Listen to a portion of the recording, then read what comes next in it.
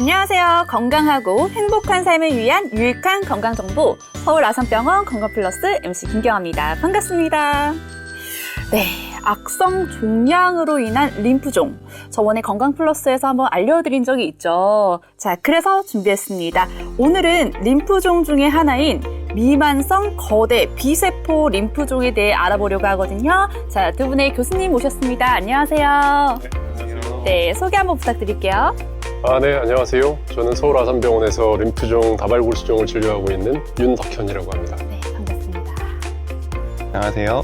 저도 서울 아산병원에서 윤덕현 교수님과 함께 림프종 그리고 다발골수종 환자분들을 진료하고 있는 조형우라고 합니다. 네, 사실 미만성 거대 비세포 림프종, 혈액암 중에서도 가장 흔한 암이라고 하는데 이 미만성 거대 비세포 림프종, 환자의 비율은 얼마만큼 될까요? 네, 미만성 거대 비세포 림프종은 전체 림프종 환자의 3분의 1 정도의 비율을 차지하고 있습니다. 그럼 꽤 높은 비율이네요. 자, 그런 만큼 우리 환자분들 입장에서는 사실상 치료 방법이 가장 궁금할 것 같은데요. 자, 그럼 제가 오늘 여러분들을 대신해서 궁금한 점들을 몽땅 대신 질문해 드리도록 하겠습니다. 자, 그럼 시작해 볼까요?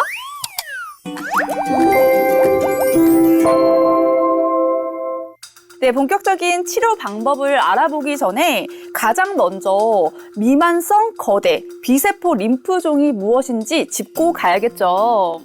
네, 먼저 림프종에 대해서 말씀을 드려야 할 것 같습니다.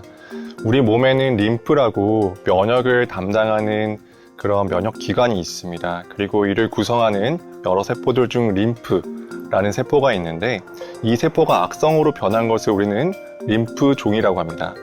우리나라에서는 매년 약 6,000명 정도의 환자분들이 새롭게 림프종으로 진단을 받고 있고 이 중 3분의 1 정도의 환자분들이 앞서 말씀드렸던 미만성 거대 비세포 림프종 또는 광범위 큰 비세포 림프종이라고 하는 A형으로 진단이 됩니다. 그런데 사실 암 치료는 진행 정도와 A형에 따라 다 달라지잖아요. 이 미만성 거대 비세포 림프종은 어떤 치료 방법들이 있을까요, 교수님? 네, 림프종의 치료법은 이제 일반적으로는 항암요법이 사용되는 경우가 가장 많고요. 근데 이제 그 중에서도 가장 많이 사용되는 치료요법이 R-CHOP이라고 하는 복합 항암 화학요법입니다.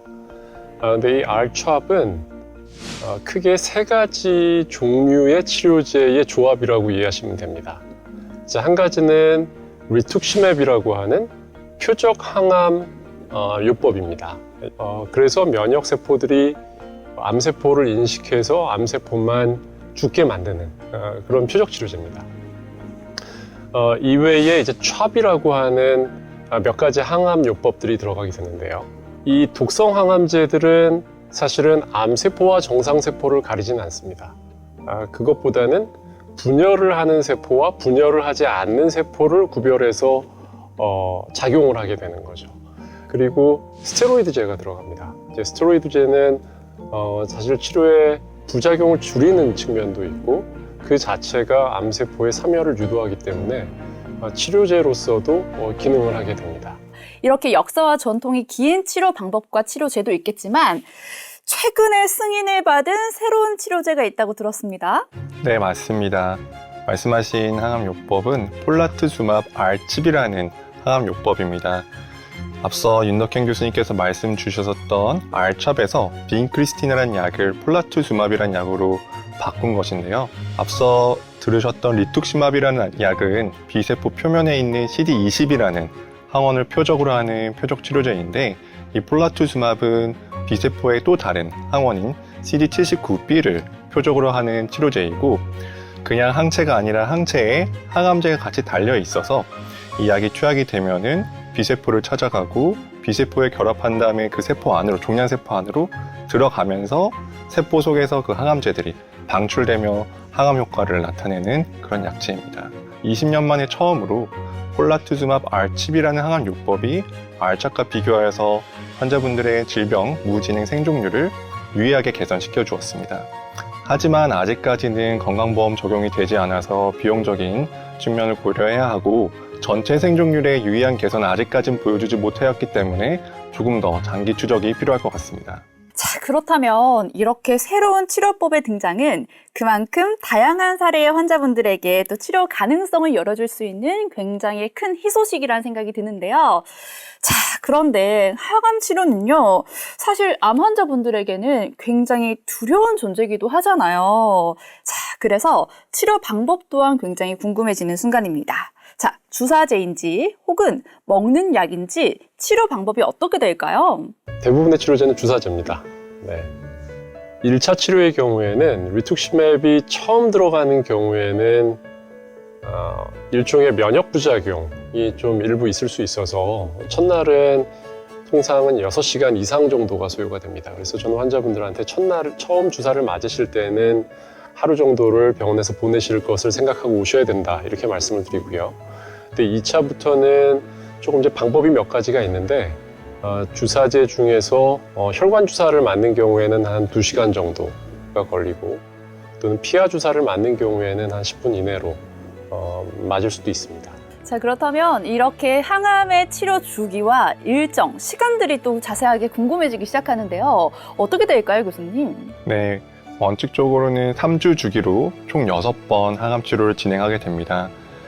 하지만 국소병기이면서 위험인자가 적은 환자분들은 중간 반응 평가 결과에 따라서 총 4번 투약하기도 합니다. 항암 치료라고 하면 뭔가 제 생각으로는 반드시 입원을 해야 될 것만 같은데 입원을 해서 치료를 받아야 되는 걸까요? 입원으로도 가능하고 외래에서도 가능한 치료입니다. 그래서 저희 기관의 경우에는 주로 외래에서 진행을 하고 있습니다. 네, 그렇다면 항암 치료 후에 반응 평가와 추적 관찰이 이루어지잖아요. 이 과정들은 어떻게 되는 걸까요? 네, 좀 전에 조용우 교수님께서 통상은 6번 치료를 한다고 말씀 주셨어요. 그래서 보통의 경우에는 중간, 그러니까 3회 정도의 항암 치료를 한 다음에 영상 검사를 한번 합니다.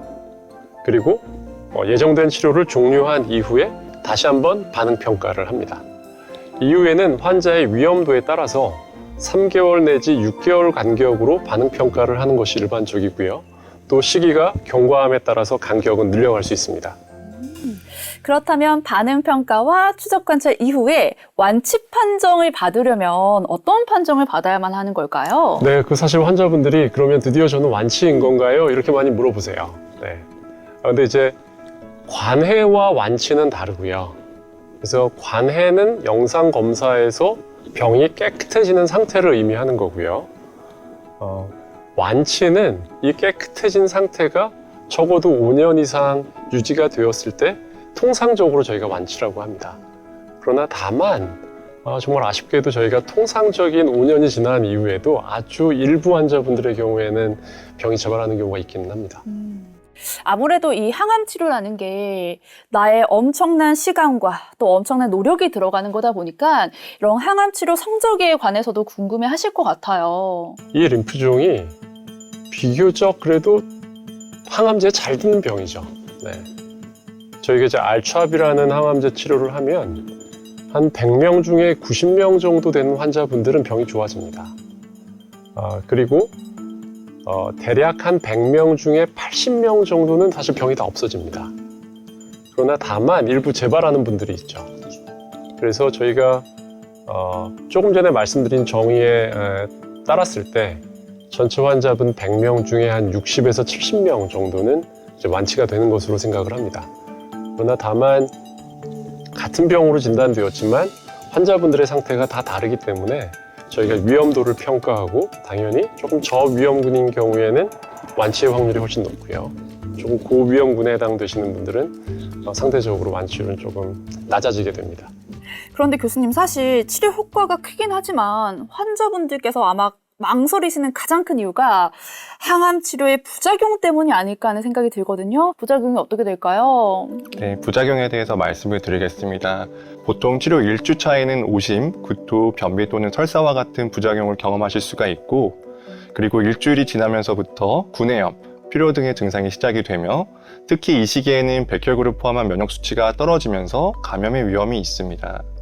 오심, 구토, 변비, 설사 등의 증상에 대해서는 저희가 대증적인 치료를 하게 되며, 백혈구 감소증에 대해서는 이를 빨리 회복시켜줄 수 있는 촉진제를 예방적으로 투약하게 됩니다.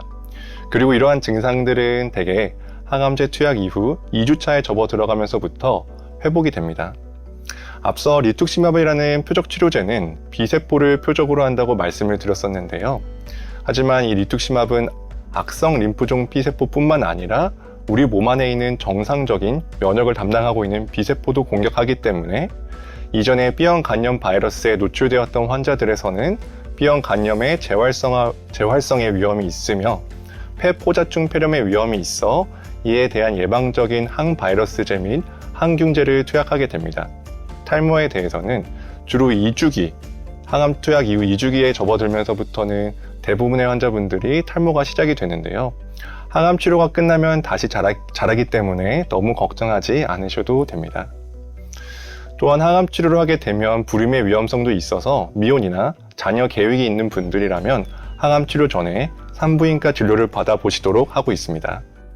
그럼 교수님 사실 외래 치료도 가능하다고 말씀을 해주셔서 그런데 그럼 제가 일상생활이라든지 회사라든지 자유롭게 출근하고 일하고 살아도 괜찮을까요? 원칙적으로는 가능합니다. 네. 근데 무조건 항암제를 하니까 꼭 쉬어야 된다고 생각하실 필요는 없고요. 저는 항암제를 한번 받아보시고 결정하시는 것을 보통은 권해드립니다. 그 영화나 드라마에서 보신 것처럼 어떤 분들은 굉장히 힘들어 하시는 분들이 있으세요. 근데 그렇기는 하지만 사실은 훨씬 더 많은 분들은 내가 왜 이렇게 걱정했지? 영화에서 보던 거랑은 되게 달라요. 네. 이런 말씀을 많이 주세요. 저는 별로 안 힘들었어요. 이렇게 말씀 주시는 분들이 사실 훨씬 더 많거든요. 그래서 꼭 기억하실 점은 항암제와 항암제를 하는 중간 기간은 면역이 수일간 떨어질 수 있기 때문에 이때는 감염에 특히 취약한 시기여서 이때는 사실 사람이 많은 곳을 가시는 것은 피하는 게 좋습니다. 아마 그때는 기운이 없어서 일부러 찾아가고 싶은 생각이 들지는 않을 거예요. 근데 그때 열이 날 수 있기 때문에 열이 나면 응급실에 꼭 오셔야 됩니다. 댁에서 그냥 해열제 드시고 참으시다가 너무나도 심각한 상태로 뒤늦게 응급실에 오시는 분들이 계세요. 근데 그 경우에는 굉장히 위험할 수 있습니다. 중환자실 치료가 필요할 수도 있고요. 그래서 꼭 기억하실 거는 항암제를 하시는 도중에 열이 나면 꼭 응급실에 오셔서 의사의 진료를 받으셔야 된다. 이거는 꼭 기억하셔야 됩니다. 그런데 사실 교수님, 이런 항암 치료가 단기 전이라기보다는 좀 장기 전이다 보니까 체력 관리가 무엇보다 중요할 것 같긴 하거든요. 많은 분들께서 겪으시는 부작용 중에 하나가 피로감, 체력 저하일 것 같기도 해요. 그렇다면 치료 과정 중에 따로 건강 관리, 이런 체력 관리를 하는 것도 괜찮을까요? 네, 체력 관리하시는 것은 도움이 됩니다. 운동이 항암 치료의 부작용을 예방하는 데 도움이 된다는 최근 연구 결과도 있기 때문에 환자분들께서 본인의 체력에 따라서 꾸준히 운동하시는 것은 항암 치료를 잘 버티는데, 견디는데 도움이 될 것으로 생각이 됩니다.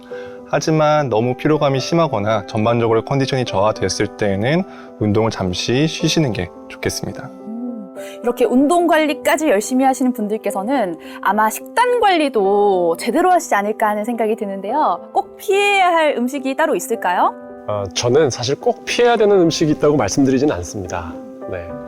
근데 다만 일반적으로는 말씀드렸다시피 중간에 면역이 떨어지는 시기가 있기 때문에 이제 감염의 위험을 고려해서 생식, 뭐 예를 들면 회나 젓갈 같은 음식은 조금 조심하는 것이 좋다고 일반적으로 말씀드리기는 하는데, 그러나 조금 드셔도 큰 문제는 없습니다. 네, 그래서 거꾸로 음식에서의 조절보다는 저희가 조금 강조하고 싶은 부분은 사실 주변에 굉장히 많은 가족, 친지, 동료들이 걱정해 주시면서 선물을 주시는 경우도 많아요. 네. 또는 이런 거를 먹고 누가 굉장히 좋아졌다더라. 이제 이런 말씀을 많이 주시는데, 적어도 항암 치료제를 하는 동안에는 약과의 어떤 상호작용이 있을 수 있기 때문에 식사만 정상적으로 잘 하시는 게 좋을 것 같아요. 그렇다면 이런 게 좋더라라는 이야기는 사실 건강식품에서 가장 많이 들어봤던 것 같거든요. 따로 챙겨 먹으면 더 좋은 거 아닌가요? 가능하시면 안 드시는 게 좋겠습니다. 그래요? 근데 굉장히 그런 거를 드시고 싶어들 하세요. 맞아요. 관리하는 느낌이잖아요. 네. 굉장히 좋아하시는데 적어도 항암제를 하시는 동안에는 민간요법이나 건강보조식품은 사실은 권해드리지 않고요. 말씀드린 대로 약 어떤 상호작용이 있을 수도 있고 또는 보통은 해독작용을 하는 장기가 간과 콩팥이기 때문에 기능에 장애가 있을 가능성이 있을 수도 있어서 적어도 담당 주치의 선생님하고 상의하신 다음에 꼭 필요한 경우는 드시는 게 좋을 것 같습니다. 그럼 교수님께서 이 영상을 보고 계실 우리 환자분들에게 마지막으로 꼭 전하고 싶은 말씀이 있으시다면요?